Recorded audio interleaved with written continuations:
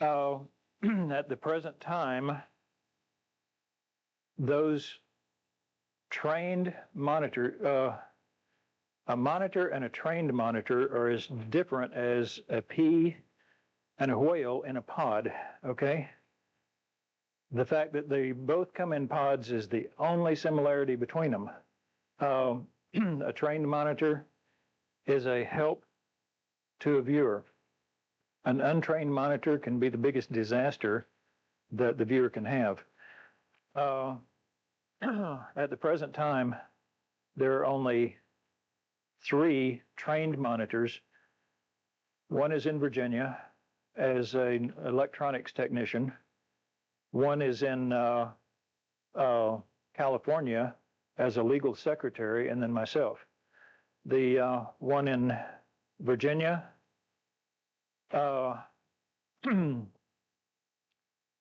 never wants to hear the word CRV again. The one in California is eagerly seeking more experience, and I don't have time. And so as far as trained monitors are concerned, we're hurting. If anybody wants to become a trained monitor, I will cancel all other schooling to get you schooling, okay? Because right now, having a trained monitor available is much more important than having a trained viewer. Yes. How long would you become trained? Generally, what I do is I have a monitor come and train with a viewer because the monitoring process and the monitor training can't be done in a vacuum. It's definitely on-the-job training. So generally it takes 3 days to train a monitor, and then the rest of their life to perfect it. Okay. Okay. This is the obligatory SRI portion of the thing. Everything I've ever seen on remote viewing shows examples, and it generally shows the least spectacular parts of the session. The phase 3 part of it is sketching, and is the this thing on my back turned on? Okay. And here's from a viewer I had last week, in fact. He gets into the phase 3. I gave him the queuing. This is one of his homework targets, by the way. This wasn't one done during the last week. It was the 26th piece of homework that I gave him. He put the date and the number 26. That's the only information he had. No front loading, whatever. The queuing was 9608 10 000026. By phase 3, he came up with this. The target is the Cheops pyramid. In his phase 3 ideograms, which is what these are, he designates people at a location who are doing something, and he designates ground which is there and uncommon. I don't know if you can see this or not. There are 2 people right here on an overlooking the sand. One of the things about ideograms that I'll just point up at this point, that's the ideogram for water. That's his ideogram for water. When a viewer is getting cocky because they're doing so well, one of the things I'll give them is a desert target, and they'll get water every time. For some reason, blowing, shifting sand is water to a remote viewer every time. And so one of their knock down the cockiness targets is always the Sahara Desert. Yeah. Before you pick it up. Oh. It is a mirror image. Yes. that what appears to be his drawing of the peak seemed to be a mirror image of the actual location. That's right. One of the things that is common to almost all remote viewers is up and down, they can get fine. Right and left, forget it. Just can't do it. Same with north and south, no problem. East and west, doesn't work. Yeah. Saying they flip. Yeah. Mhm. You can clear. Not always, not dependably. You can't say if something's on the left, it's going to be on the right. It's just total confusion. They just don't get it. Yeah, it's everybody's weakness. Yeah. Number, viewer goes good. Mhm. Well, what you must be saying is that somehow it was the number is you're the asker. Yeah. The number is associated in your mind, the asker, with whatever the target is. And then somehow the viewer is getting that impression. So there's sort of an extra step here. Oh, you mean does telepathy go on all the time? Well, I'm saying, take case one, where Mhm. you walk in and give them that number and Right. picture. Yeah. Case two, where Art walks in and gives that number and means something else. Okay. You're not telling them what the question is, you're both having to divine the question and means. If you're using the same number, a viewer will tend to meld the two. If you're, if he gives the same number for his target that I give for mine, the viewer will tend to have a confusion. So if I can just call it ether, that. Ether. Okay. Sounds good. Coming from. Spirit is part of the ether too. You bet. Yeah. Yeah. Now, in the monitor training and in the viewer training, at some point, up to some point, you want the monitor to know what the target is. Because even telepathically, it helps the viewer learn what to do. Becomes a crutch. And so, in order to keep him from depending on that crutch too much, at some point in the process of training, you stop letting the monitor know what the target is.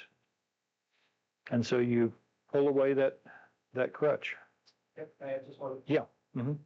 Illogical conclusion to that question. So imagine the scenario, there's the viewer sitting there. Right. Question asker comes in thinking of their target.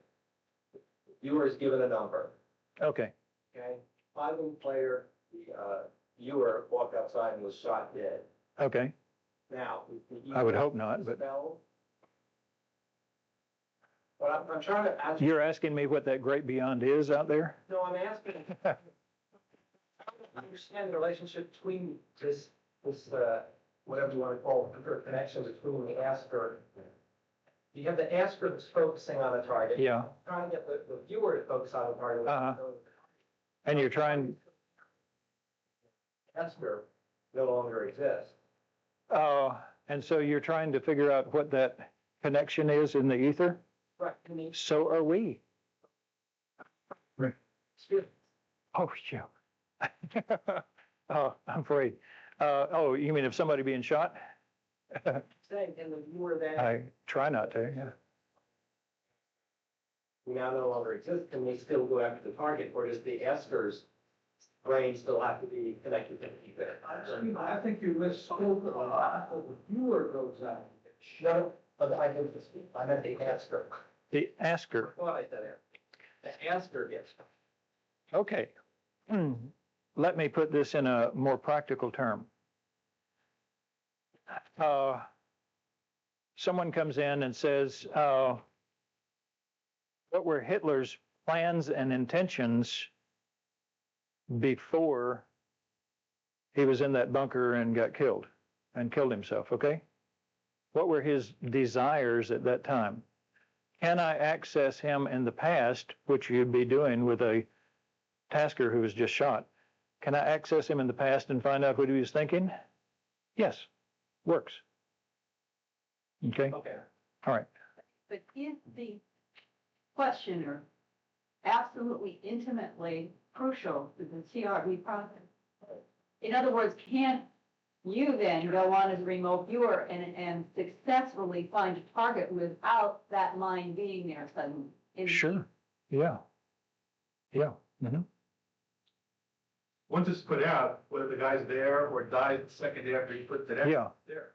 And the fact is, in remote viewing sessions, you collect a lot of information that was never tasked by anybody. So, yeah.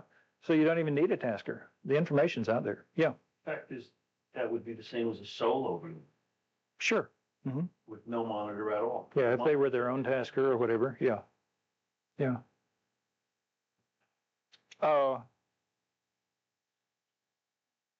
This target has some tiny things I wanted to show you. These are people. This is his phase 3 ideogram for people, these little dots. He cued in on the main attractor at the target. He got the holes that are around here. Anybody not know what this is? This is an adobe oven that is used by the entire village. Okay? And he cued in on that. He cued in on the people who come to this. Now, these are not in the feedback. One of the first things you learn about viewing is the easiest thing to remote view is your feedback. And so this right here, to me as a trainer, is an indicator. He's getting stuff that is not in his feedback. It's an indicator that he's ready to proceed beyond the basics. All right? So you start watching for things like this as a trainer. And these things happen spontaneously, automatically. For example, well, here's an example of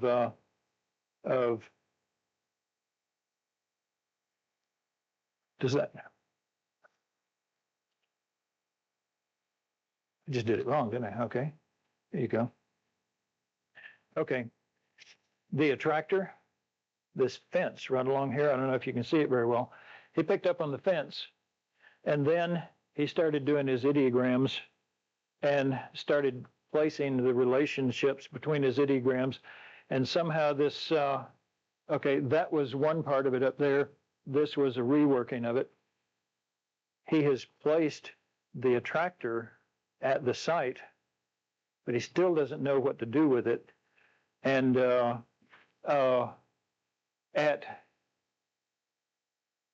okay, explosion sound, air device. I'm not sure what these are. I think those are stray cats. He was pointing along here. And he said, when he was explaining his phase 3 to me, he said, this has something to do with community. I don't know what it is along this, but it has something to do with community. And that is a conceptual. When a trainee automatically starts picking up conceptuals from their phase 3, it's time to train them in phase 4. Now, what I do when I'm out training, I will have somebody in for 3 days, teach them about 10 hours a day, and while they're there, just pile the information in and send them home with tons of homework, tons of practice targets, my phone number, and so forth. Over a period of time, according to how well they can do homework, you know, how disciplined they are about doing homework, over a period of time, they will start calling back and say, hey, you know, a really strange thing happened.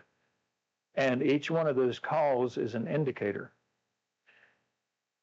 What the students try time and again is they'll call and they'll say, hey, I can get some time off the second week of next month. Why don't I come back for intermediate school, you know? And I'll say, well, no, I'm booked up because those indicators have not come in yet. The hard part about this is when those indicators come in and they can't get time off to come back because you know that things are happening in their session that are causing stress and strain, and you really want them back.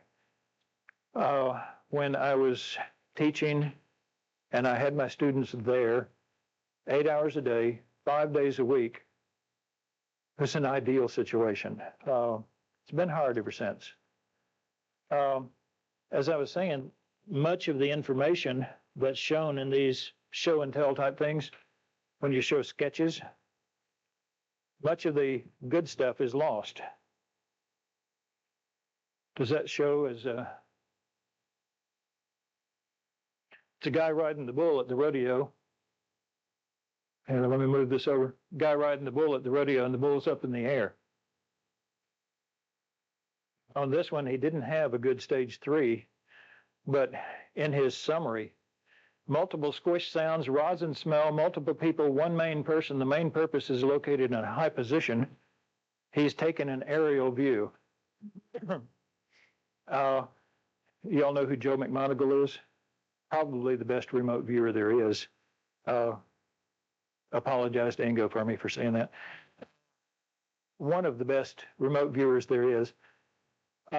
He did a session one time, and the target was a house of prostitution. And his summary was, this is a place of business where business is conducted one-on-one. And then he added something about, but if business requires, other service personnel can be added. And the things that come through interpretations of what the target is sometimes get very funny. The subconscious mind has a great sense of humor. And that great sense of humor often gives a remote viewer a lot of trouble. One practice session I was doing, right at one point in the middle of the session, you know how a song goes through your mind? Judy in the sky. That was it. Couldn't remember the words. I mean, that one little phrase. And couldn't get it out of my mind. Finally, it stopped the session. I said, I give up. And I mean, it was just racking my brain. I couldn't even think of anything. You know what the next words are? Yeah. You know what the target was? Yeah. Easy as that, you know. And my subconscious was saying, Judy in the sky, come on, you know. And I didn't get it. And that happens. Thing between your conscious and subconscious. Oh, yeah. Static in a strange sort of way. Sometimes, yeah. But this happens a lot during remote viewing. And it's one of the things that you work a student through.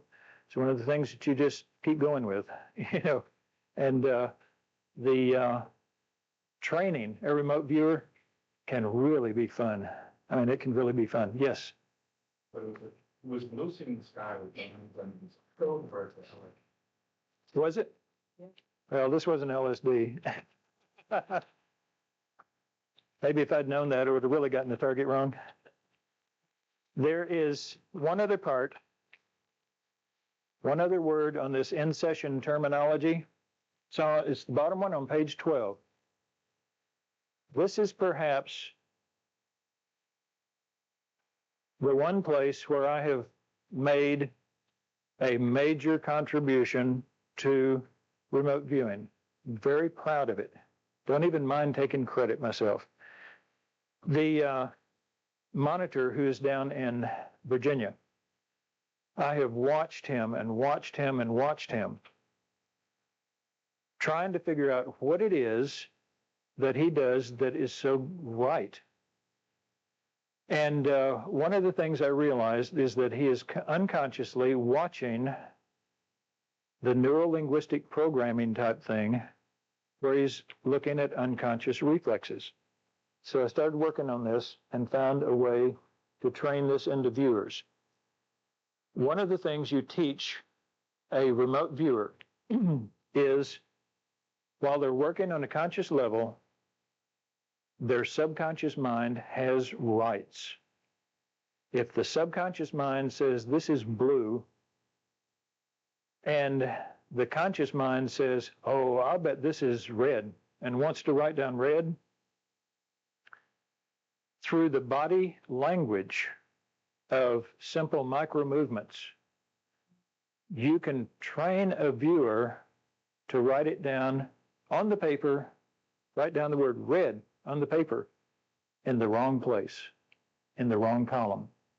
They don't know they're doing it. They don't realize it, but you can go back as an analyst and you can see it in the wrong column, and you can know their subconscious has told me this is not true. Okay? It greatly increases the accuracy. The viewer works along at his own accuracy rate. A trained analyst can go back through and drop out all the garbage, most of the garbage. And in the process, even without the remote viewer being more accurate than he is, the accuracy rate increases. Right? It's a neat situation. Micro movements are trained into a remote viewer. At this point, well, this has another benefit. This came up last night in our talk. What do you do about the telepathic overlay that a monitor has? You give the monitor something else to do. If the monitor is sitting there thinking about the target and thinking, is he right or is he wrong? There's going to be telepathic overlay. If the monitor is sitting there watching for micro movements and thinking, what does that mean? The monitor's busy thinking about what he's doing and not what he's getting. And so it helps allay the problem of the telepathic overlay. Gives the monitor a reason to stay awake, for one thing. And the process is simply this. When a viewer gets something wrong, you watch for something they do. Let's say they get something wrong and keep going. They just did this. All right? Over on the other side of the table, the monitor goes like this. The next time the viewer gets something wrong and goes like this, the monitor goes like this. Okay? What it gets across to the viewer's subconscious is that if I cause the viewer to do this every time I'm wrong, every time the conscious mind is wrong, there's somebody watching to know that I'm saying it's wrong. And so in a trained viewer monitor situation, quite a bit of the language that goes back and forth is physical. And the monitor has a way of looking across the table and looking at his watch and saying, okay, 13 minutes after the hour, he started getting things wrong. Look for another micro movement where the subconscious says, okay, I'm going to give you some good stuff now. Then marks the time and says, starting here, it's good stuff again. And so the viewer is still working at his straight accuracy rate. But the monitor can also come in and increase the output, the accuracy of the output, significantly by simply doing his job as well. This is called micro movements, yeah. Is 1% of accurate remote viewing then coming totally from the subconscious? Depends on your definition of remote viewing. The output comes from both the conscious and the subconscious. It bubbles up through that pond. No matter what you do, it's got the entire pond to bubble up through. And all you can do is try to sort out the results. You know, I don't know how many people know the old artillery thing for the military. They see a plane going over, shoot it out of the sky. We'll sort it out whether it was friend or enemy on the ground, you know. And that's all you can do with remote viewing many times. You just take the impression, write it on the paper, and worry about it later, where it came from. Now, with the use of micro movements and such, you can, in session, start getting an idea of where the information came from. Another thing that has not been researched fully, and I'm looking forward to the research.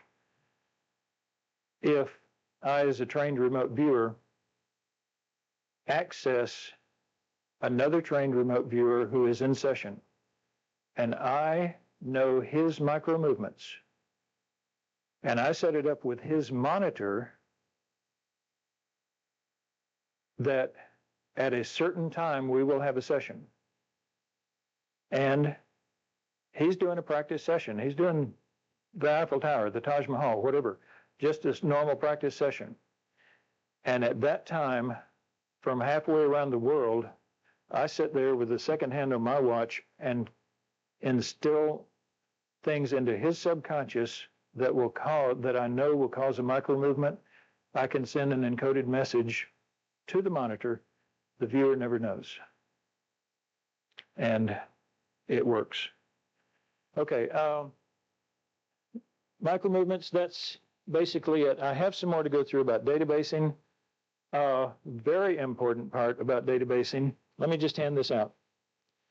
And yes. Oh, thank you. I'm sorry. Let me hand some of these out. When a student sends me a, take one of these. When the student sends me their homework back, I take their homework and I go through it word by word. I have tried to keep track. When I have a student in, I have them there for 3 days. I've tried to keep track of the number of hours that I spend on the normal student. And that normal student, the actual hours I spend telephone time, databasing time, and so forth, winds up to be almost 300 hours per course. I'm going broke. I'm not charging near enough, but because I just don't have the time. In order to do just this job correctly, I need help. What I'm looking for right now is not students to train. I'm looking for people who will become trainers. Those are the people that I want to train. We can provide them with students for the rest of their life. I mean, I've got a waiting list right now that's like 3 years long for the course. Okay. What we have on here is database questions, database fields, actually. Let's say the viewer says, the house on the hill is white. One of the problems we had in the beginning was interpretive judgment, which is really horrible. Let's say the house, you look at the target and there's a house on the hill and it's pink. Did the viewer get the target right or wrong? Some people would say, oh, you got a pink house on the hill? Well, he was wrong. Some people would say, well, he got it right and we'll give him the color. It's not what we do. We say, there's a house, okay?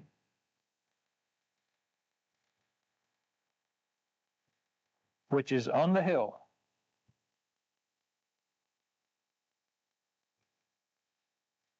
There is a hill.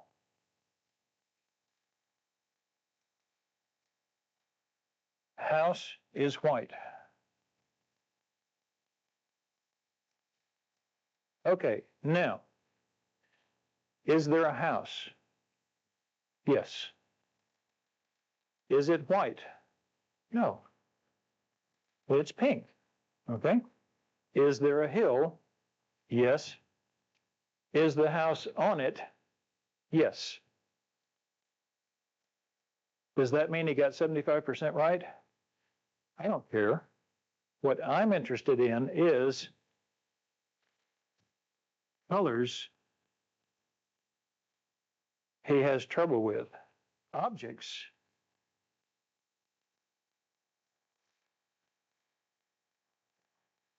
he doesn't have trouble with. Relationships,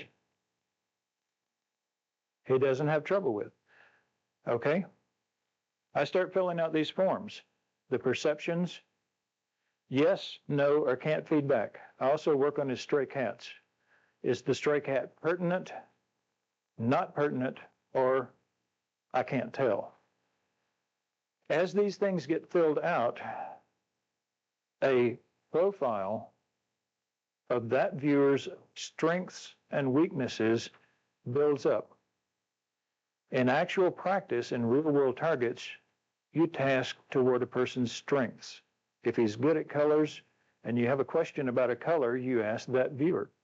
In training, if the person has a weakness, and right now with civilian students, I always ask them what they're going to use the CRV for. If they're going to use it for something in their life and that weakness does not impact on that, then I'll let it go.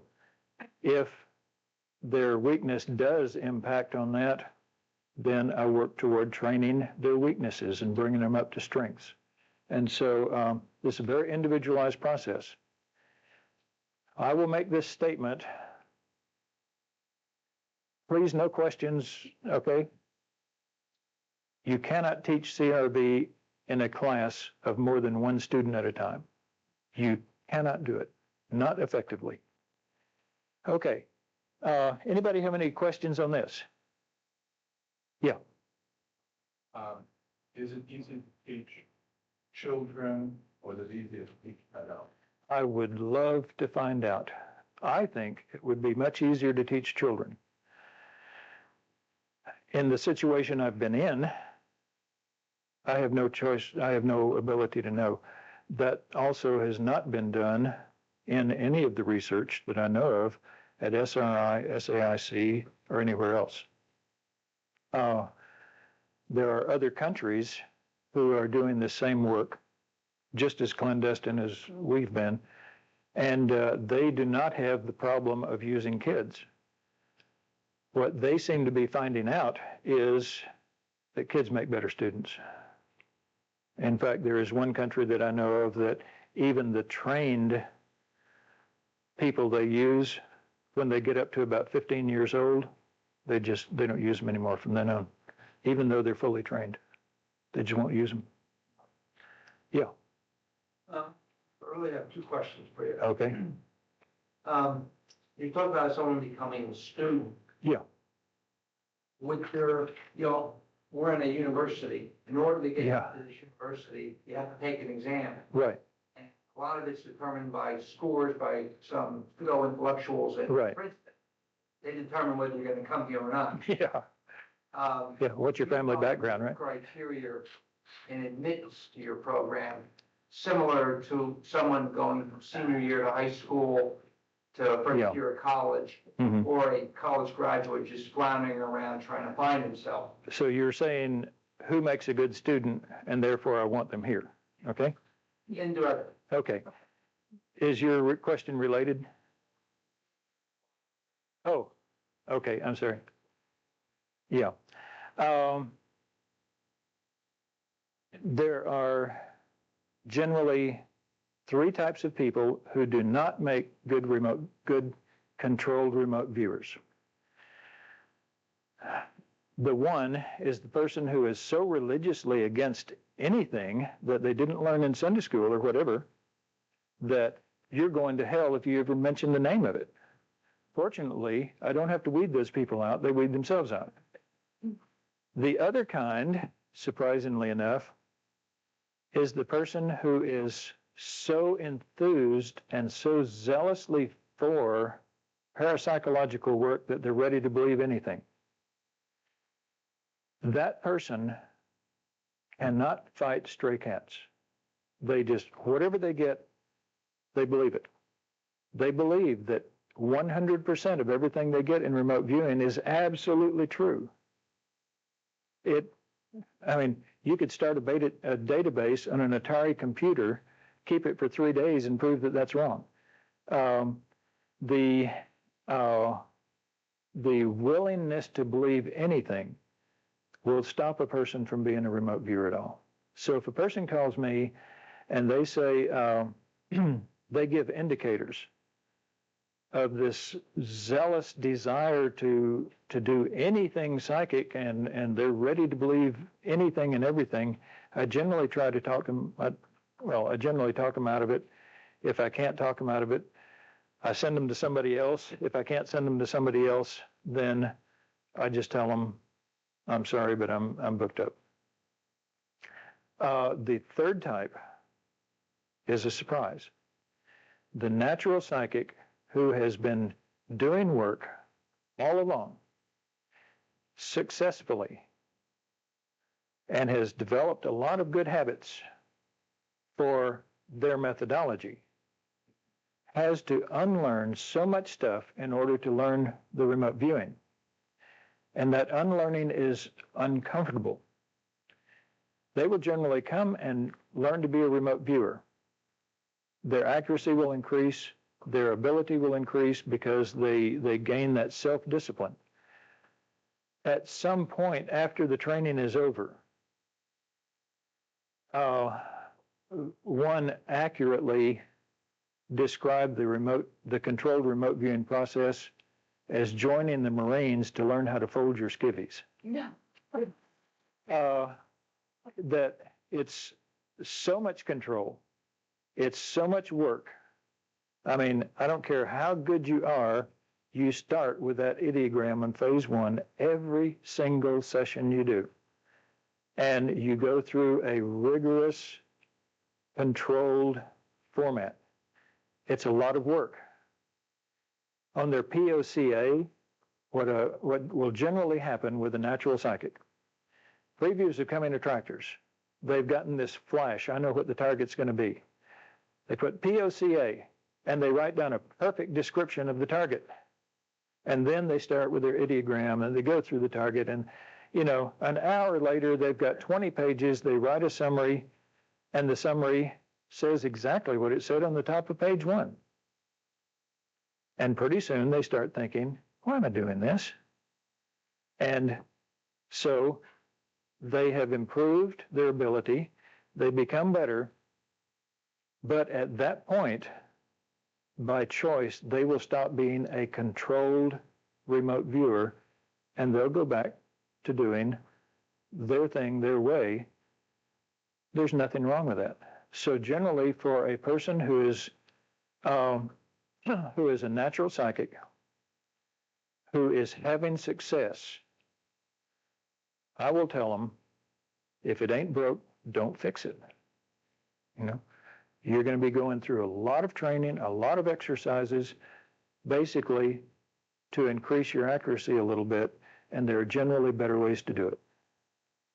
Another type of person I will not take is a person who wants to learn controlled remote viewing so that they can experience the universe and so that they can have the revelations and all that. I see nothing wrong with that. It's another thing where I need people to help me find lost kids, abducted kids. I need people who I can call on for real-world targets. Remote viewing, controlled remote viewing, is an excellent way to get in touch with the universe, to get in touch with yourself. In fact, I'll ask you in just a second to ask that question. And it's an excellent way to do it. I just don't have the time to train somebody strictly for that purpose if I can't use them later. Okay? Yeah. Need to have trained, controlled remote viewers ever if there are always natural psychics who could leap to answers in the first place. Like Ingo really, Yeah. in many ways, that he was very intuitive psychic. Mm-hmm. How did this whole process of SRI involved so that there was ever even an effort to do something that was repeatable? The, uh, there are two answers to that. The effort has been there for a long time to find a proof for a parapsychological effort for psi phenomena. That was a driving force. The effort has been there for a long time to be able to develop a person's natural abilities. And so that was a driving force. All of those were driving forces which brought about this whole thing where somebody, Ingo, started developing this thing. Now, as far as why it got into the SRI thing and so forth, Wouldn't it have been easier for the government just to go and look for really talented psychics? that's what's happened with many of the governments around the world. And they have an accuracy rate, which is standard for, for psychics.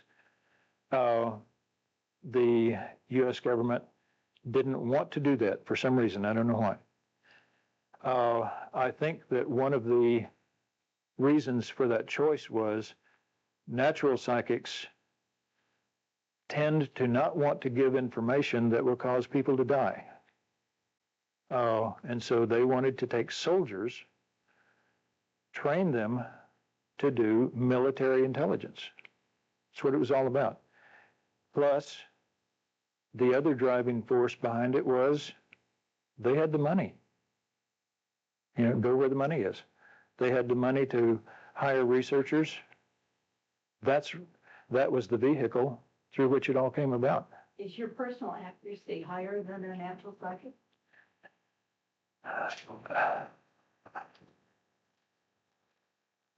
Yes, no, yes, no. Okay. I have a profile on me just like this. One of the things that I've gone through hundreds of times is I will get that revelation that says, I finally understand how CRV works. I know how it works. And so I'll devise experiments and I'll devise targets and I'll go through it and I'll see the data and the data says, you were wrong this time. And that's happened over and over and over. I get the ultimate answer. And when you put it into the data, I come up right in the summary and I think, man, I got this target nailed. And the database says, nope, it's not the answer. If you go by how you feel about the target, you're only fooling yourself.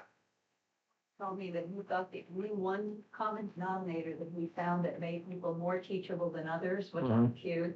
That the higher the IQ, the easier it was for him to train. I would believe that has a factor. I should be one of the best remote viewers in the world on that. I was telling Bob last night, I'm a member of Mensa. My rating is that I'm at the 99.6 percentile. I'm more intelligent than 99.6% of the people in the world. And I see the stupid things I do. I worry about humanity, and if that were the determining factor, I think I would be a lot better remote viewer than I am. That's one of the determining factors, and it does play a part. I think the more practical determining factor is a person's willingness to have self-discipline, to make themselves do the work, and to make themselves stick to the protocols and so forth. Lisa, oh. Back with the statement that you made earlier about food being a lot better, Yeah, and training. I think we've all been trained that this can't be done. Even indirectly, we've all been trained this can't be done. And if Mama said so, then yeah. Then in the context of his SRI, Dave, and who he Yeah, that's right. Mm-hmm. Right. Yeah. You said you have your own theory of where the information is coming from. Oh, yeah, but it's, What's your theory? what's my theory?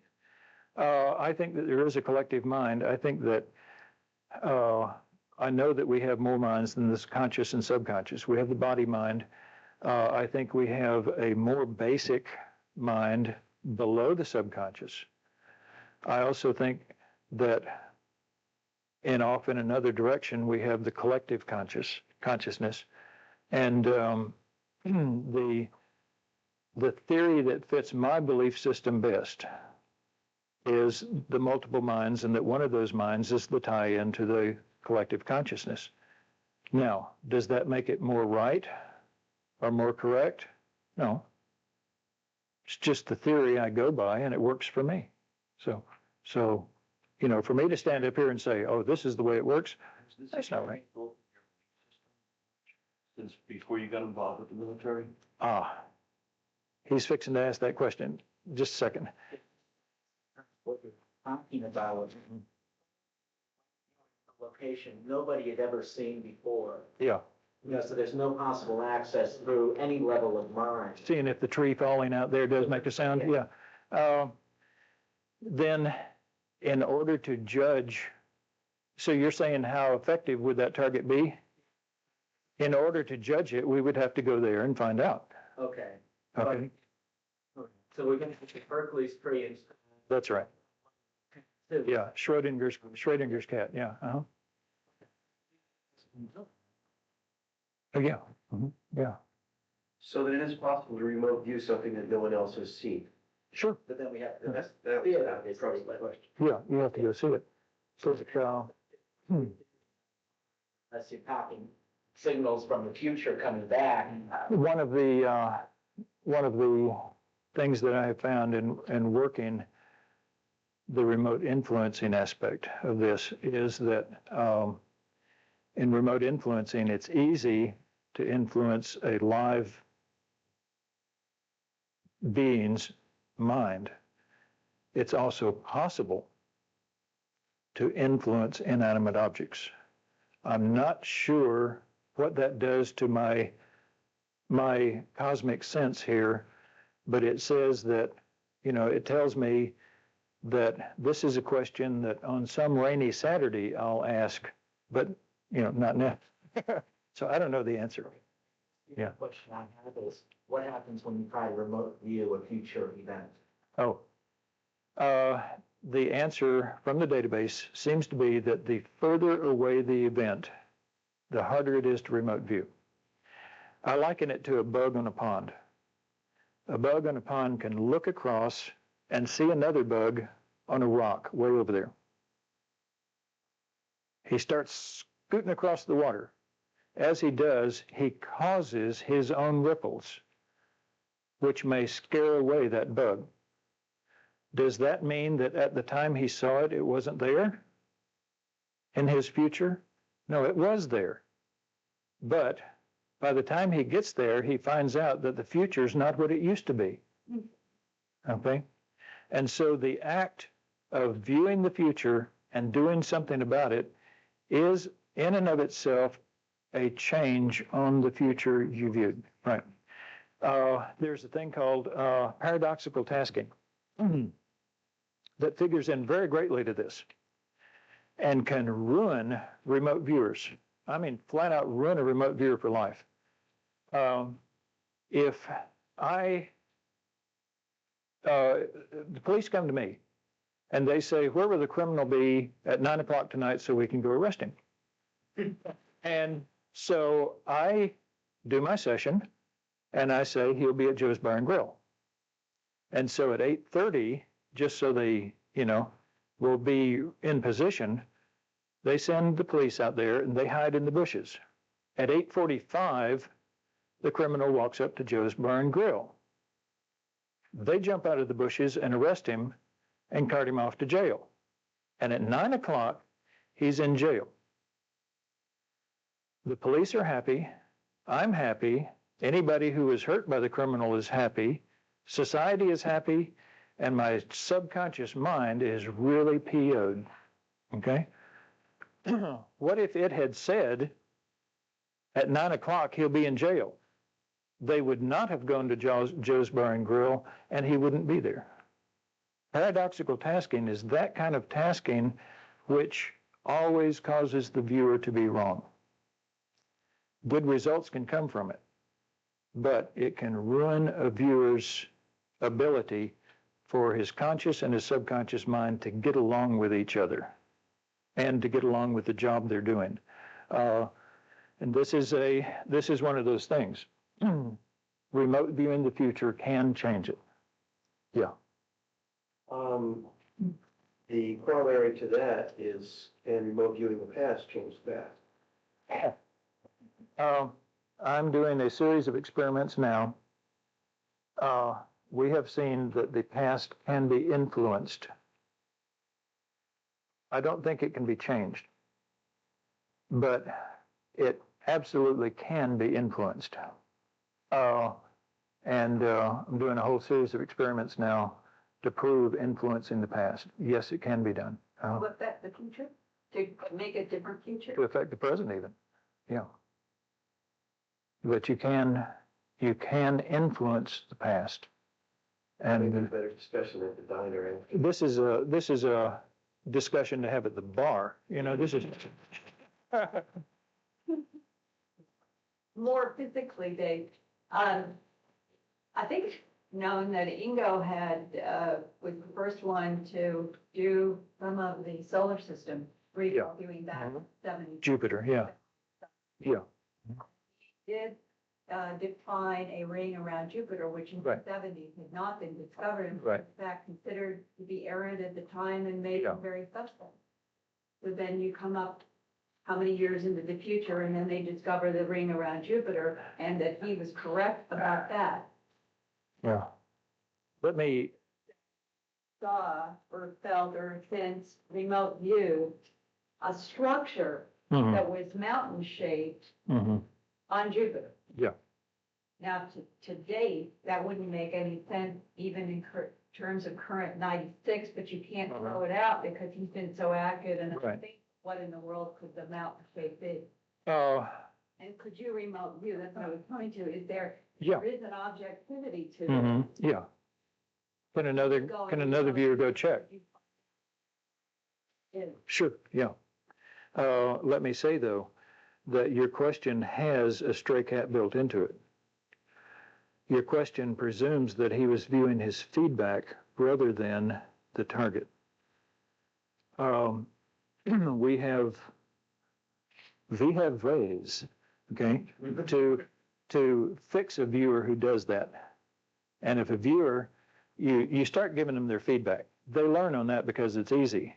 But at some time you have to wean them away from their feedback because, I mean, there have been a lot of targets where we've done the targets, shipped off the answer, and 2 days later, here come the, excuse this terminology, have you ever seen the Jehovah's Witnesses coming along with their watchtowers? Not a wrinkle in their suits, not a hair out of place and all that. You take away the watchtowers and you have basically the men in black. We have shipped off many results, and 2 days, 3 days later, knock, knock, knock, come in, take stuff away from us and say, you can't read this. Like, what do you mean I can't read it? I wrote it. And sorry, you're not cleared for this. And the answer to that is, in those cases and many other cases, the viewer has to work and will never get feedback. Well, back then there wasn't any way to get feedback on Jupiter. Right. And I think Ingo is probably a little more advanced than a beginning viewer. And so he's learned how to do that. I'm confused. He wasn't, when you say he was getting feedback, that was. No, he wasn't getting feedback. No, there was none. What I'm saying is, your question seemed to presume that now the feedback coming in tells Ingo that he was right. Ingo knew he was right back then. He wasn't viewing his feedback. He was viewing the target. We have ways to test whether a person is viewing the feedback or the target. Let's say that I give a viewer the yard right outside this building. And right now, they work the session, and I find out what their descriptors are of that yard. Their feedback, however, is a picture of that yard under 3 feet of snow. Okay, their feedback has a winter scene. Their target is present time at that location. We can test to see if they're going to their feedback or going to the target. One of the things we start doing at a certain point in a viewer's progress is we start developing targets that are designed in such a way that we can wean them from their feedback. And it's always an emotional process for the viewer. It's hard. Yes, I'm sorry.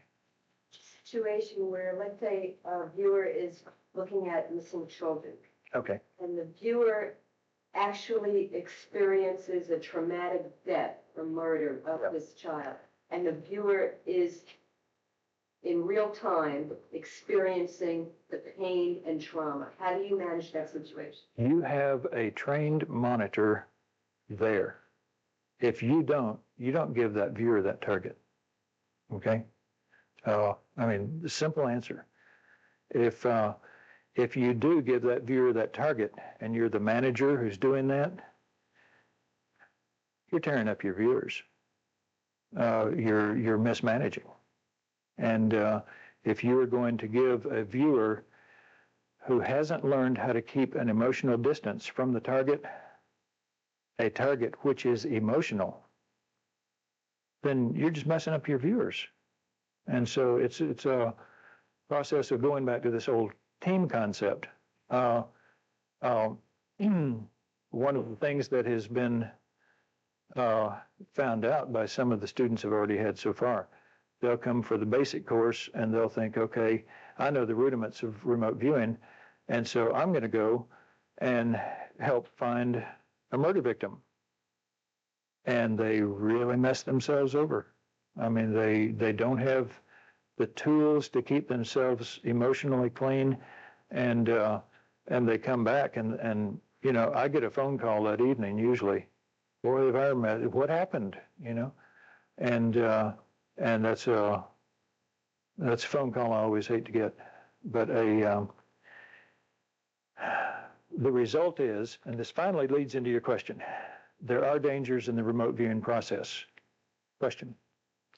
Well, what I, or, Yeah. going back to getting the physical process of writing down, I mean, all these pictograms. And I was wondering if this is how most of the remote viewers mess themselves up, because you're developing a physical reaction. Sure. Mm-hmm. The years of doing them. Yeah. Okay. You set it aside as a language. Once you understand what's going on and it's a language, then the process is not so threatening. One of the things that will happen when you set up a line of communications between your conscious and your subconscious mind, let's say you're 30 years old. For the first time in your life, your conscious and subconscious can talk to each other. And there are some things they've been wanting to say to each other for 30 long years. The process of teaching a person to remote view can be traumatic. It can be, at times, very traumatic. It's one reason why you never teach 30 people at a time to remote view, because you don't know what's being heard by them when you say what you say. You give one instruction and they do something else, and all of a sudden here's this problem developing. It's one reason why there is, I mean, it's the main reason why there's no how-to book out on the market. And I'm not thinking there's going to be one, because you get a person with a how-to book and all of a sudden all this purging starts taking place. It can be dangerous.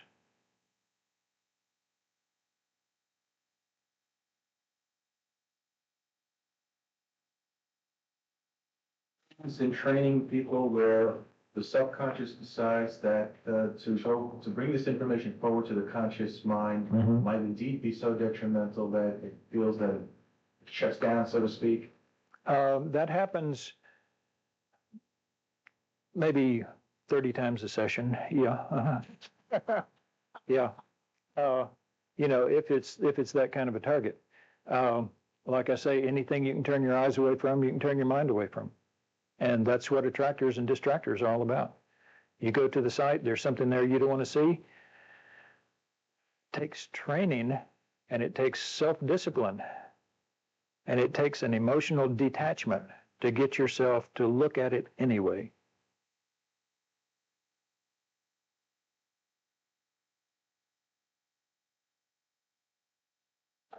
Okay.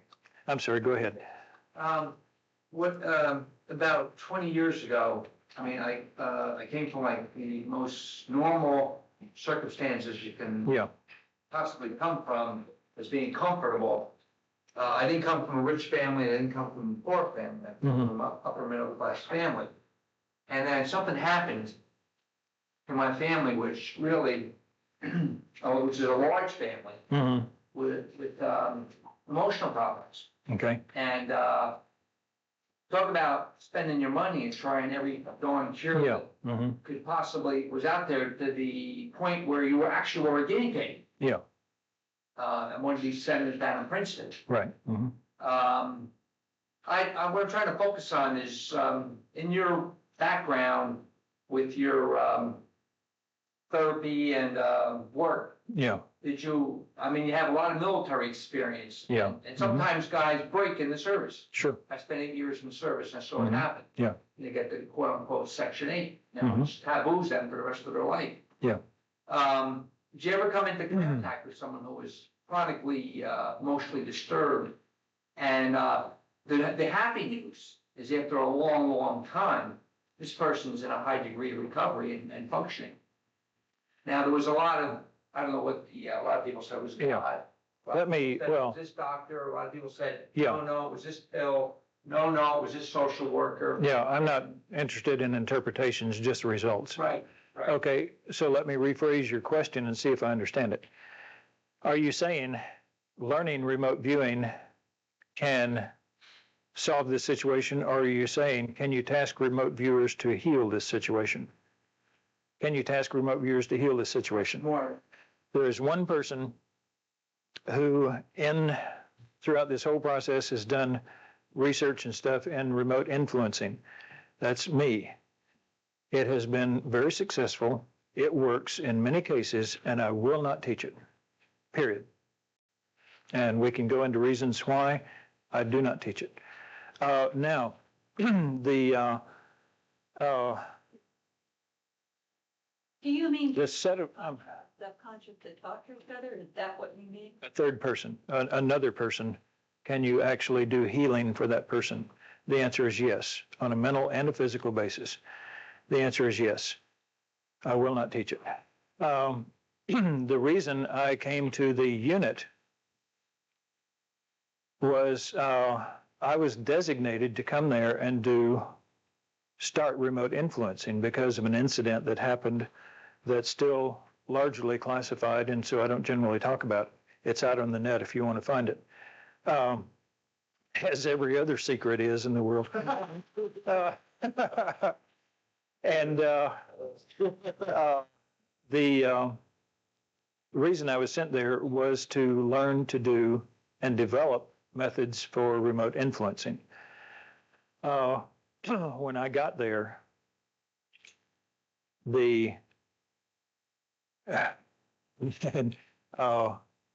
I was pulled to the side and said, I don't care what the general says. We do not do active work.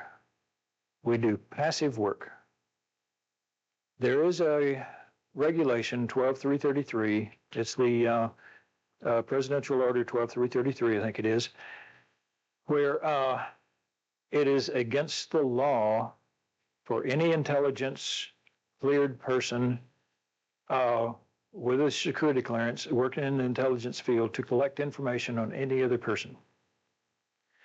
This involves most of the remote influencing that would be done. If the remote influencing were done on computers, for instance, it would still be an active case. The situation exists where Nancy Reagan calls somebody out on the West Coast and it becomes a field day for the press. I don't care what part of the military it is, how many people can be saved by it. I don't care how great it works. It's funded by politicians who decide what is going to be funded. If you have active psychic work going on and it becomes public that a politician has voted to fund that, that politician may as well ship out to Borneo because his life in the U.S. is over. And the policy was there is no active work. It's all passive. And so when I was sent there for one reason, and I wound up learning remote viewing. Simply because that is the policy. That was the policy. Executive Order 12333, I still have my clearance. I retained it as a computer consultant. It's not active right now, but it's still in effect. This last week, I got a call from a family who has a missing family member. The police think that that family member is dead, and so they've gone on to other cases. The police, I talked to the police department, they don't want to have anything to do with any of this. All psychics are tree-hugging weird people, and, you know, that's a waste of their time. The assigned witness program has one rule. We work through the police department. We do not work for the families. For one reason, if you work for the family takes every shred of evidence and gets their hopes up. If it falls through or if the police don't investigate, they're deeper in despair than they ever were before. It tears the family apart. The other aspect of it is, well, one other aspect of it is that emotional setup tears the viewers up. But because of Executive Order 12333, if I, as the director of the assigned witness program, do not work through standard channels to collect any intelligence on any American citizen, then I could lose my clearance and go to jail. And so the absolute rule is I do not work for family members. Forget where all this question came from, but that's the situation. Yes, things can be done. There are rules and regulations. If I didn't have my clearance, I could go ahead and do it, but I'm not giving up my clearance. Yeah. You mean the remote viewing is classified as passive intelligence and therefore it can be done versus aggressive intelligence would be? No. By? No. The Russians have zeroed in on active. They call it hypnosis at a distance. They want to do things to people. Well, for a politician in America to fund any psychic work is bad enough. But if they were funding things like mind control, oh, listen, they'd never get in office again anywhere. They couldn't get a street sweeper's job. Yeah. How effective? What's what? Pretty effective. Yeah, it works. Yeah. Gathering, publishing, but oh. Yeah, if they don't get caught.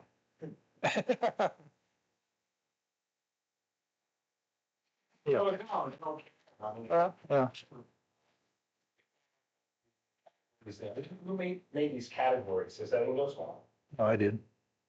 Yeah. Stars of The databasing thing is my addition to it. And let me say that it's flesh on the bones of the Ingo structure. I use the Ingo structure. I stick to it religiously because anytime you get away from it, your results go down the tube. Yeah.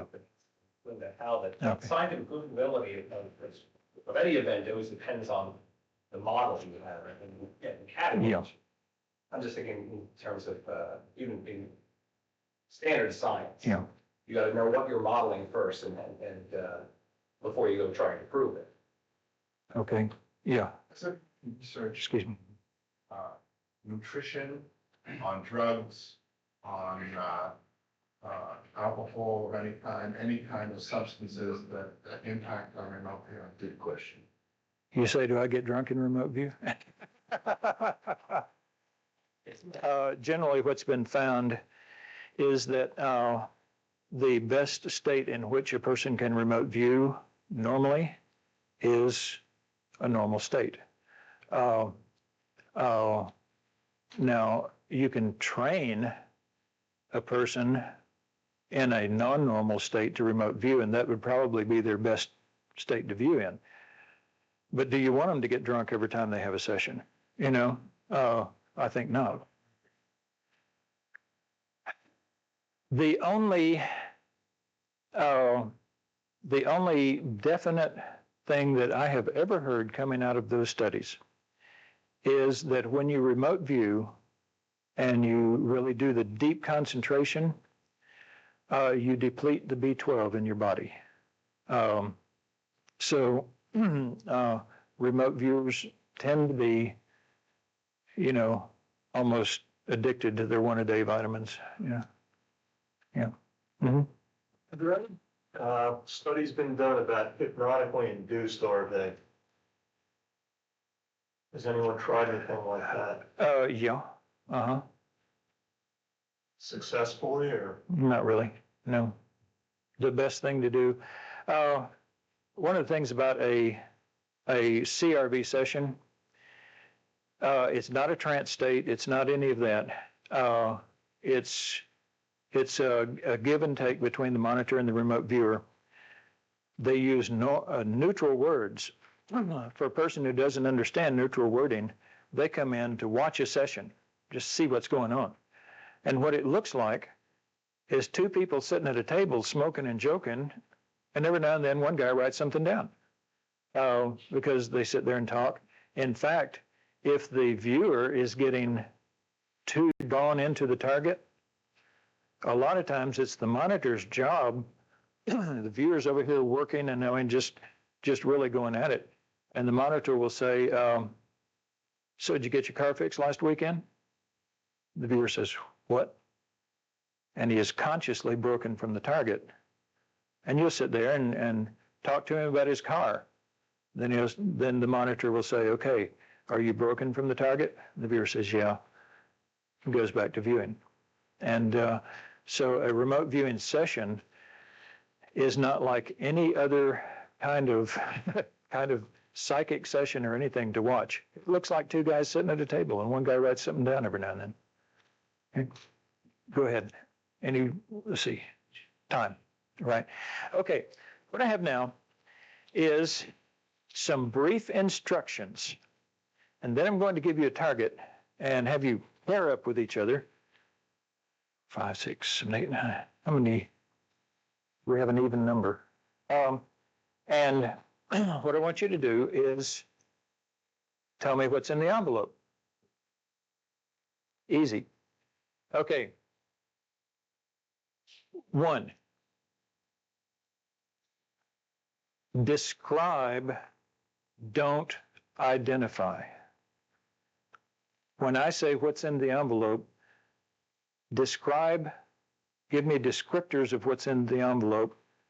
Don't tell me what's in the envelope. Okay?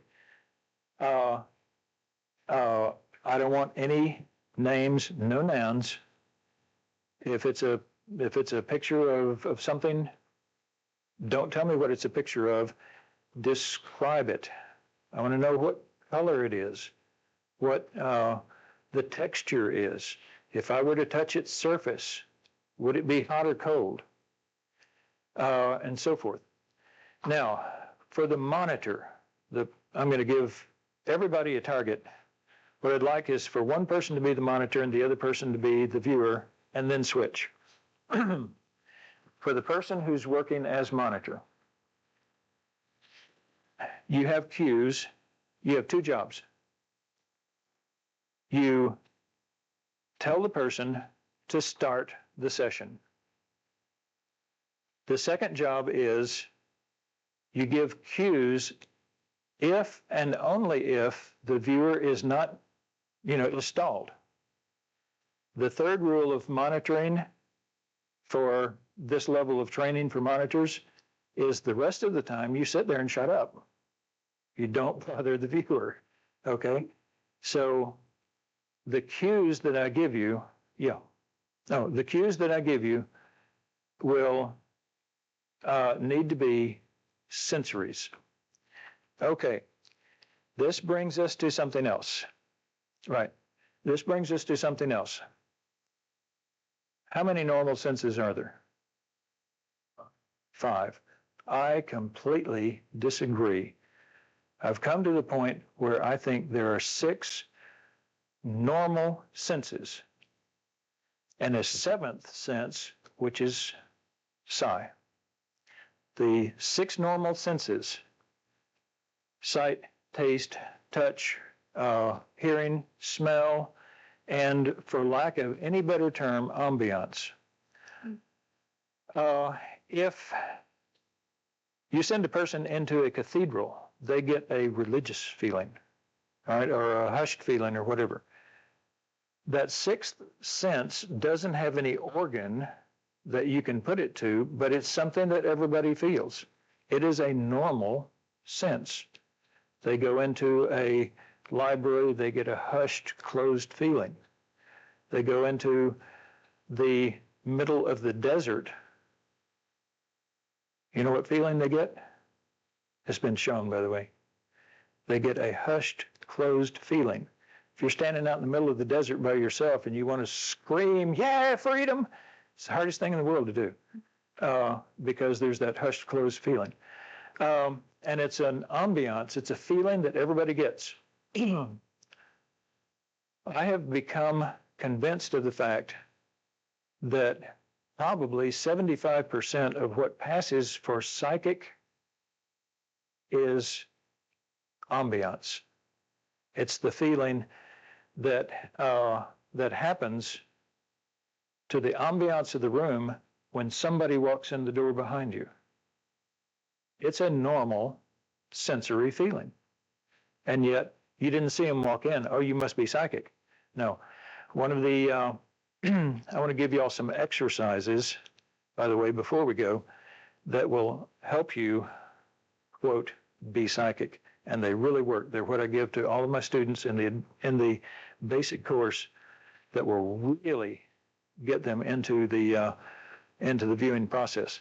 Anyway, as a monitor, you're sitting there and the viewer is saying, okay, this is red, this is gray, this is rough to the touch, and so on. And then they stall. They're not getting anything. What I'd like for you to say is a sensory or the word ambiance, okay? So you say texture, temperature, color, smell, taste, and so on. Ambiance. Other than that, as a monitor, you must sit there and be quiet and let the viewer work. If you give some of those cues and the viewer doesn't respond, you give one again. If it continues that way, you write down your end time and you say, okay, I'm finished with the session. Now, as a viewer working with the monitor, just in this thing, I want you to know that they're going to be asking a question. Colors? It's not a question, it's a cue. It's a way that the monitor can sit there and look at your system and go, get to work, okay? So when they say colors, it's not a question, You come back with rough feel, you're working fine, all right? It is not a question. It is only something the monitor can say to get you to working again, okay? Another way as a viewer, a kinesthetical way that works. Let's say you've gone blank, you're stopped. Touch the paper and pull it back. Touch the paper and pull your pen back. Touch the paper and pull your pen back. Within 2 or 3 times, you'll get an impression. It works. The kinesthetic works. Okay, anybody have any questions about the targets? All right. Now then, let me give you some front loading. I have targets here, one for everyone, and they're all different. Some of them are hard, some of them are easy because I just picked at random out of the humongous boxes that I have of targets. And some of you will do very well, some of you won't. It may be the reason of the target. It may be the reason that you didn't understand what was going on or whatever. I'm here to answer questions, by the way. Every target here is a picture on a piece of paper, and every picture is a picture of a man-made object. All I want you to do is give me descriptors of the man-made. A remote, okay? Okay, now then, one thing you can be guaranteed of, you will not get a remote as a target. All right, this is it. This is the only one. For a cell phone. Cellular phone, yeah, okay. Yeah, it is, isn't it? All right. On the back is a yellow sticky pad page. I also do training of analysts. One of the things we really hurt for is things to analyze. And so if you do a good job and you want to take it home, or if you want to take it home, whatever, then go ahead and take yours home. If you want to have yours go through the analysis process to see what was going on and have it sent back to you, excuse me, the pages that you write on, stick them into the envelope with your target, write your name and address on here. I won't be guaranteeing you that you'll get them back this coming week, okay?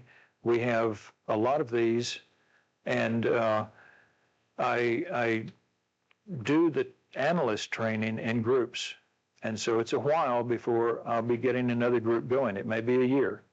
So 2 years down the road, yours may have been randomly selected and you'll get the thing back. So I'm not promising it back in any swift or easy time.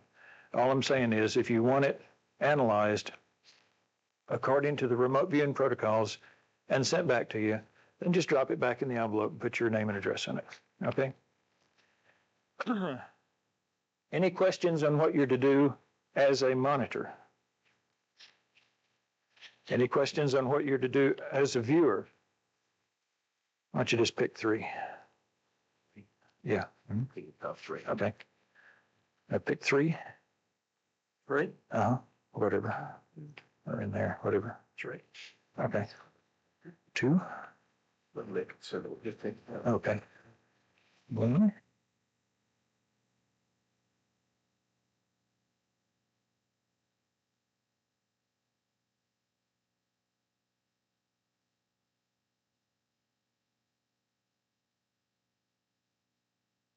If you think you'll work better that way, give it a try. One of the things I tell each student who comes along is we've got to try things to customize the standard structure to your own system.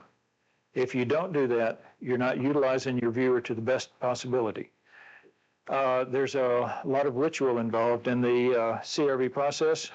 One of the things we try is try it in an enclosed room, try it in an outside, try it outside at a park, And, you know, after the person has gotten familiar with the structure, we try all of these different times.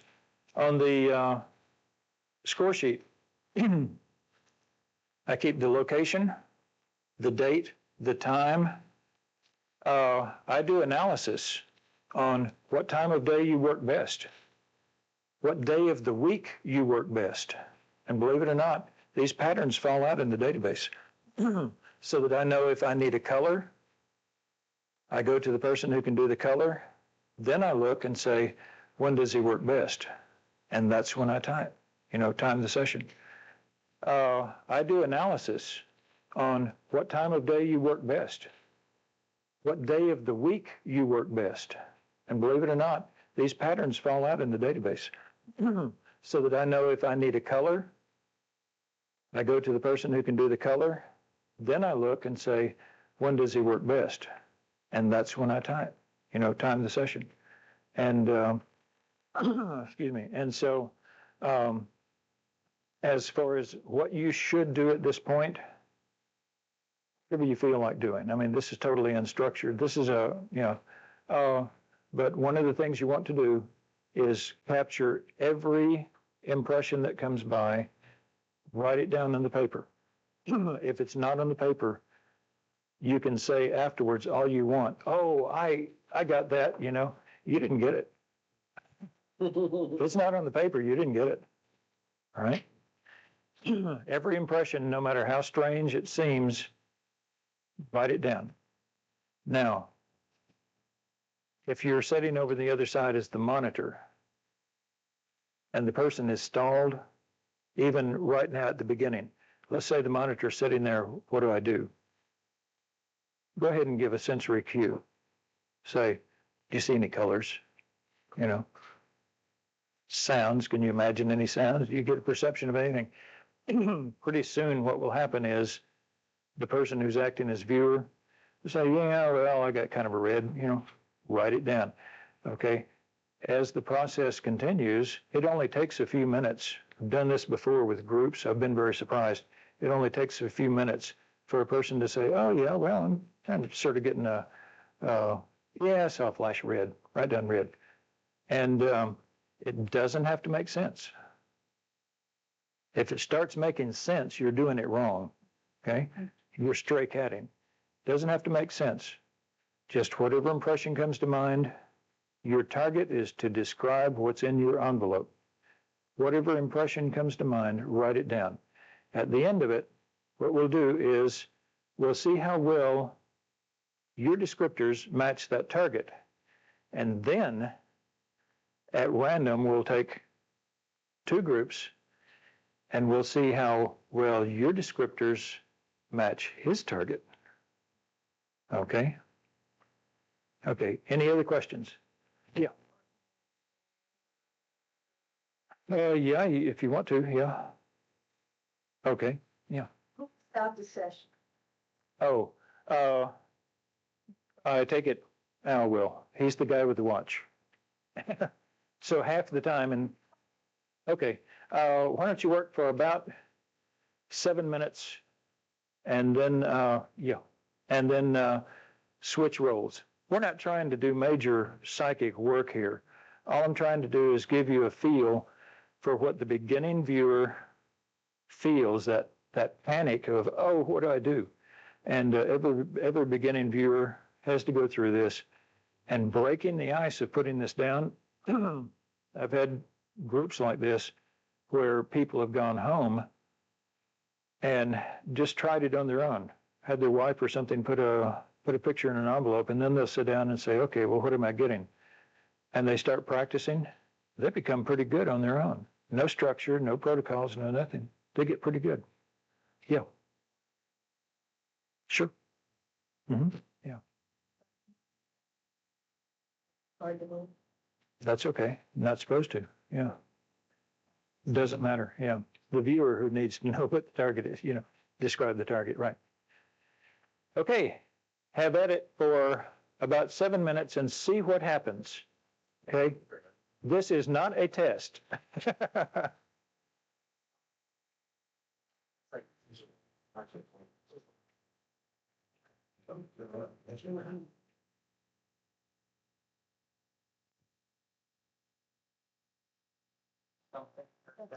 By the way, in the, with every remote viewer, there is a ritual.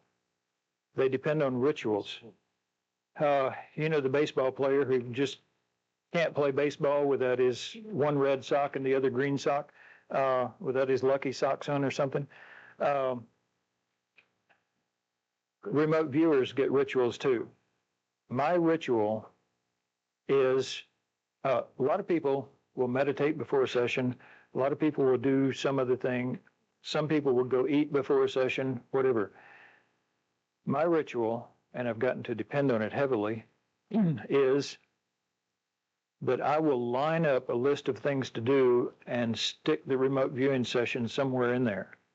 I do job 1, job 2, job 3, remote view, job 5, job 6, and just keep on going. I've found that if I prepare myself for the session, the results are really low. If I sit and meditate and get into the mood for it, you know, it feels like a great session.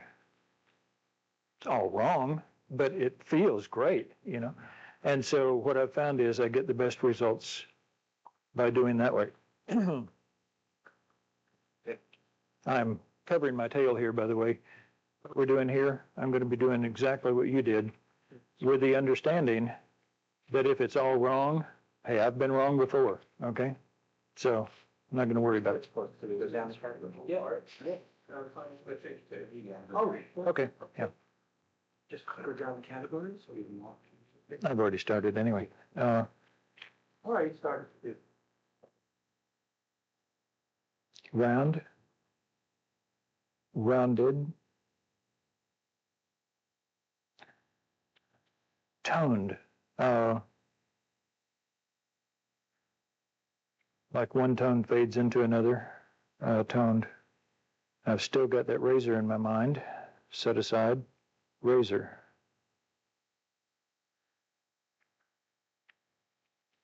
From an analyst point of view, I'll back off and be an analyst here.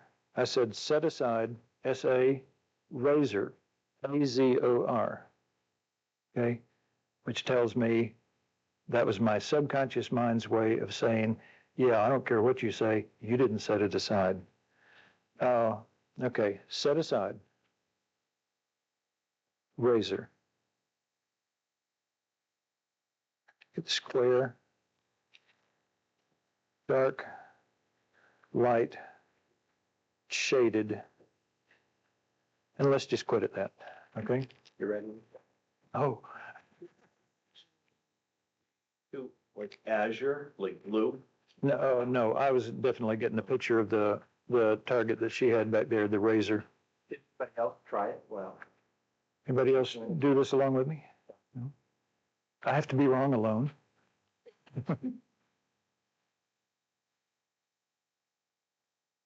Blue porcelain hippopotamus. Okay, Hawthorne, definitely. okay, Oh. could be, yeah.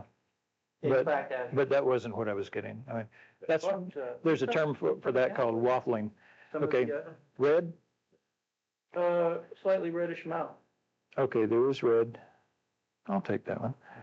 Square end, and Where? maybe not. Square in. There's a square, it's round, it's square.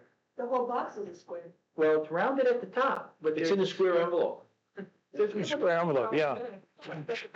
I'll take that. Yeah. Okay, Yeah. contoured, rounded, curved, Yeah. white, and then I started seeing that razor and couldn't get rid of it. That green, which is wrong. There's no green on that. There is, the background. No. Well, See, there is green in the background. All right, but I wasn't on target. okay.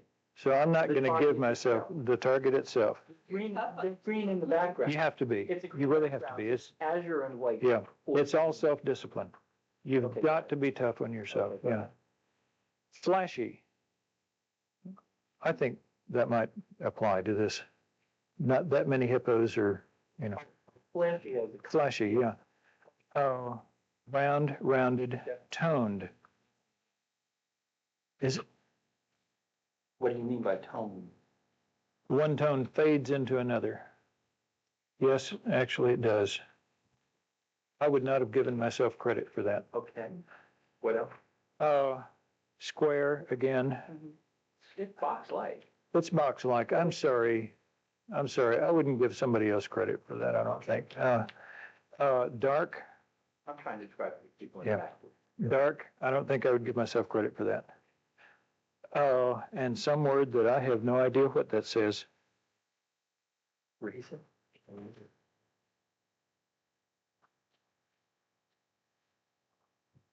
I have no idea what that says.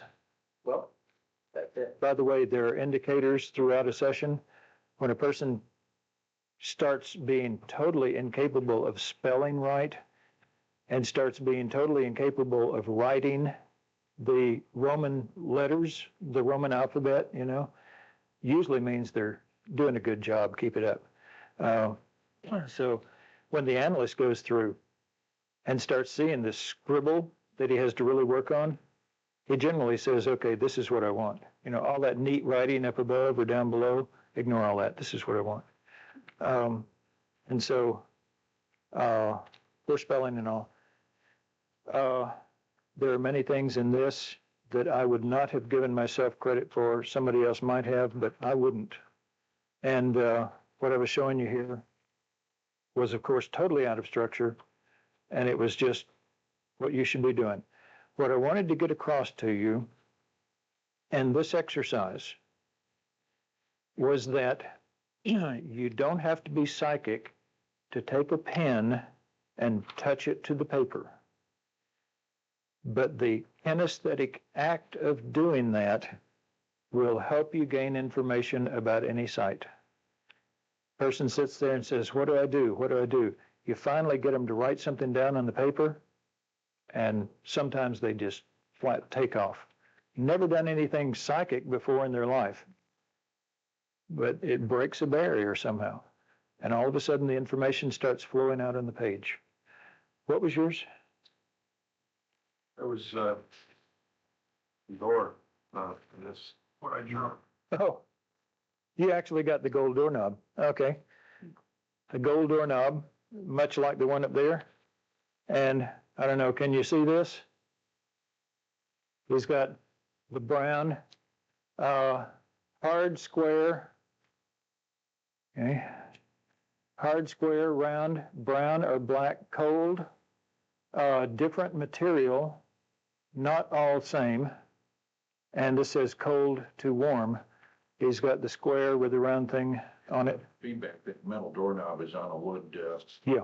wood Yeah. material. Very good. Now then, is this a perfect descriptor of it? No, of course not. The remote viewing process rarely ever gives you a perfect descriptor. When somebody says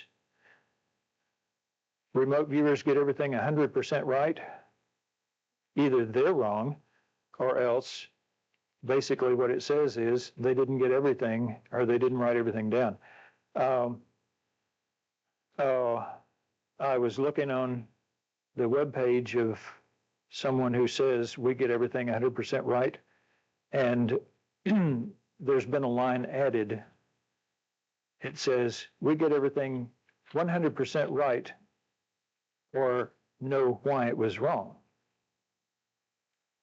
That side work? Huh? No.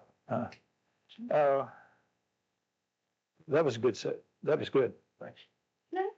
Yeah.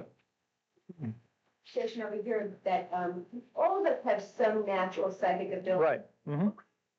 Get what we get, and we don't know why we don't get what we don't get. Yeah. We don't even know what it is we're getting, Right. and we don't know why we don't. That's right. And the message that I'm here to tell you is it don't matter. If you get it, write it down. The act of writing down what you get will cause you to get more. That act of doing it causes you to get more. When you start getting more, all of a sudden, everybody says, hey, you're psychic. No, you're just recording what you get. So I tell them, I just call them the way I see them. That's right. Yeah. Yeah. Do you ever include in your data to find out when somebody is viewing, is the left hemisphere or the right hemisphere dominant at the time? I have done some brainwave biofeedback work on that, that the Monroe Institute, they have tried for hemispheric dominance during remote viewing sessions. And of course, they have great material there to work with because they have some good remote viewers who are living there and working there. But what their final findings are, I'm not sure. What my findings are in the brainwave biofeedback work that I've been able to do. How many here know something about brainwave biofeedback? Okay. Most of you know then that in a session, let's say a person stays in delta most of their life, and here's some theta and some alpha and beta and so on, and it goes like that on a brainwave pattern. When a situation like this exists, the psychiatrist, the psychologist will say, we've got to get that person out of delta, which is, you know, the brainwave of trees and rocks. And we need to get them up here to the brainwaves of humans. Okay, theta would be dreaming type, alpha would be wakefulness, and beta is go kill somebody, such as, you know, this is broad terms. Okay, so generally in brainwave biofeedback, you train people to stay in alpha as much as possible and have that, this is the large spike, and everything else sort of goes down from there. What seems to be the findings that I've come up with so far, and I really need to do a lot more work in this, is that when you're on target in a remote viewing session, your dominant frequency will be right somewhere around 7.2 to 8.2, somewhere around in there. No certain frequency gives you remote viewing. And I would suspect that it's true of this for all psychic work, you know, that when you're getting stuff from the target, you're right in that dominant frequency. What I have found is,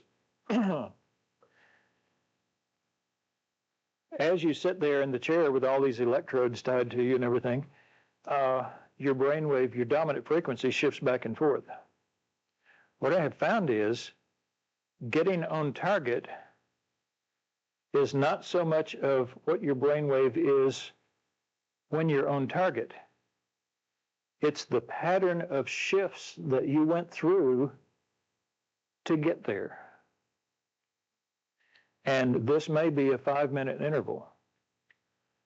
If you can train a person to stay on alpha, then you can train them to go through the pattern of shifts that would get them very quickly into a remote viewing state on target. And what I would like to do is further brainwave biofeedback studies to let that technology help remote viewers to take an hour session down to 5 minutes. I think it would be very beneficial. It takes money, and on retirement pay, maybe a few more paydays before I ever get a chance to do any more work in that. If anybody has a brainwave biofeedback machine they want to give away, I'll take it. I'm sorry? Exercises you said you're going to give us? Yes, let me answer these, yeah. You said that. 6 o'clock. I'm sorry? With the ideogram? Yeah. How do you get a hold of it? I'm sorry? How does one get one of those programs? Well, for $29.95. No, just give me your name and address. I'll send it to you if you have the, with the instructions and all. We need to quit fairly soon. I want to give you, I'll give you the main three exercises. I'm sorry, go ahead. Flanagan has all that kind of psychic ability. Like that, are there anything that people can use or that viewers can use to enhance that frequency? I haven't tried that one, and I haven't tried most of them. Probably the use of it is more beneficial than the equipment itself. the act of using it gets you to doing something which is going to get you into the process. So I would tend to say it's not the machine itself, but the willingness to use it that gets you into the process. And if that's so, hey, use the machine, you know? Okay. The one that will change your life, the exercise that will change your life, and I tell this to every basic student, is the ambiance exercise. I'm sorry. Is the ambiance exercise. The way you start this exercise is when you leave this room, don't go through that door until you have gotten the ambiance of the room on this side. Then you go through the door and say, what's the ambiance on this side? You are not to worry about naming the ambiance. You're to worry about feeling it, okay? When you start becoming sensitive to changes in the ambiance around you, you can start sensing danger better. I have some great stories. The ambiance exercise, by the way, an FBI agent who was one of my students called me the day that he retired from the FBI and said, said, I just wanted to tell you that I don't practice your heady grabs. And he said, I took your course and I don't have time to practice. I don't do targets. I haven't done a target in a couple of years now. But he said, in the past 5 years since I took your target, I absolutely know of 5 times when I would not have been alive after the event if it hadn't been for what you taught me. Makes you feel good. The ambiance exercise has also saved my life once in a situation that I won't go into because we don't have time. But sense the ambiance in the room before you go through a door, and then step through the door and go through it again. How many times a day do you practice this? Every time you go through a door. What will happen is it will become sort of second nature. You'll become aware of your surroundings. Pretty soon, it won't be enough. Every time somebody else comes through the door, you sense the change in ambiance. I was at a student's home. She was sitting at the table doing her session. She had plush carpet. Her cat walked through the door behind her. She was doing her session and she said, I'll feed you in a minute, honey, and kept writing. There's no way she could have known, but the ambiance in the room changed. There was now somebody hungry in that room. And you can get to the point where you can have a full awareness of your surroundings, and that will change your life. For one thing, how many times have you heard a man complain that his wife said, you know what's wrong? The fact that you don't know what's wrong. Okay? You gain a way to know what's wrong. Okay, because you become sensitive not only to your surroundings, but also to the people around you. The ambiance exercise will change your relationships. Getting back to your question, what if you're a heavy alcoholic and learning remote viewing changes your life for the better? And all of a sudden your wife or husband, who is also a heavy alcoholic, has no drinking partner anymore. Okay? You've changed for the better. The divorce that happens is not my fault, okay? I didn't do it. Okay, the second exercise. Oh, and as you do this over the months, this one exercise, the ambiance exercise, expand it to other things, to other changes in your environment. The second exercise is a very simple one. And it's one, if you have kids, that you need to do, not just for remote viewing, but for your kids. You take a sensory, smell, a smell. You sit down and you say, how many words can I think of for smell? And you start making a list.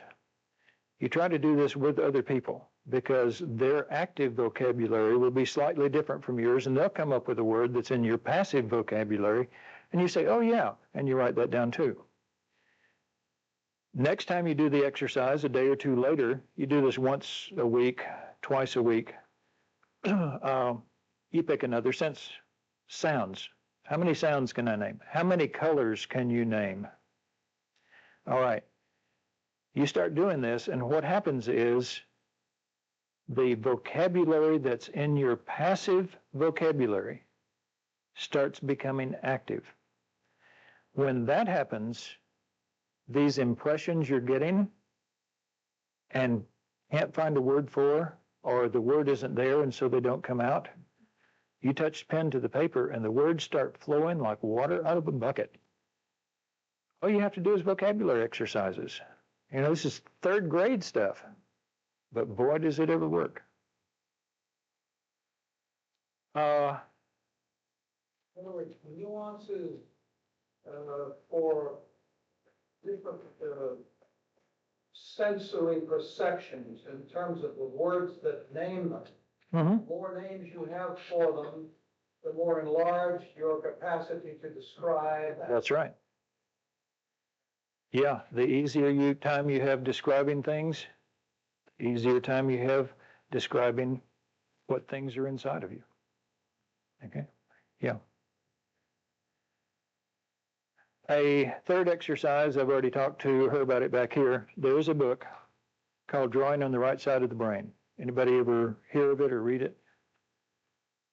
Get the book. It's a how-to book on how to draw. It will teach you how to draw what's inside of you rather than to draw what's out there. And it will teach you through all these really strange, uncommon methods how to become an artist and how to express what's inside. The whole thing of being psychic, everybody has it. Just nobody knows how to express it. Nobody knows how to bring it out. And if you put these controls, these tools at your, in your grasp, it becomes a lot easier. And there's nothing magic about the CRB process. There's nothing spectacular. There's nothing superstar about it. Yeah. Oh, I'm sorry. I don't know the author. I've gone through the book 4 times now, and I don't know the author. Right,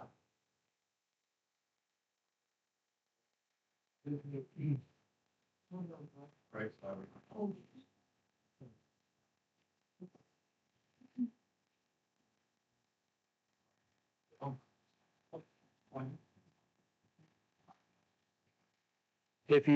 I'm sorry.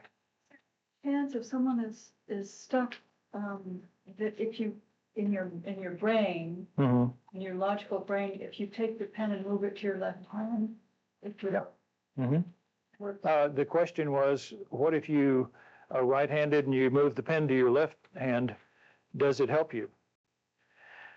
It helps in that you've done something to solve a problem, yeah. Doing something to solve a problem helps solve it.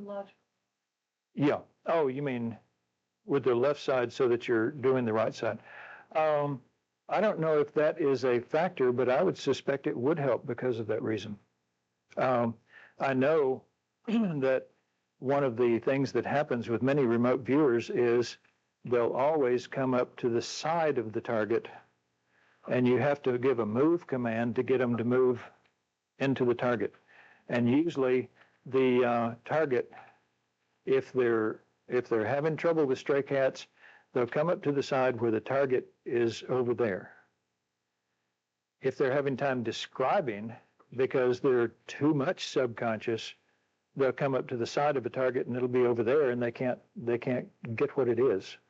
And this right side, left side seems to really be a factor in all of this. Yeah. Any questions before we get run out? Okay. If anybody has any? No? Then let me thank Lynn. All right. Thank you. Thank you. And, thanks everybody for coming. I really appreciate your support.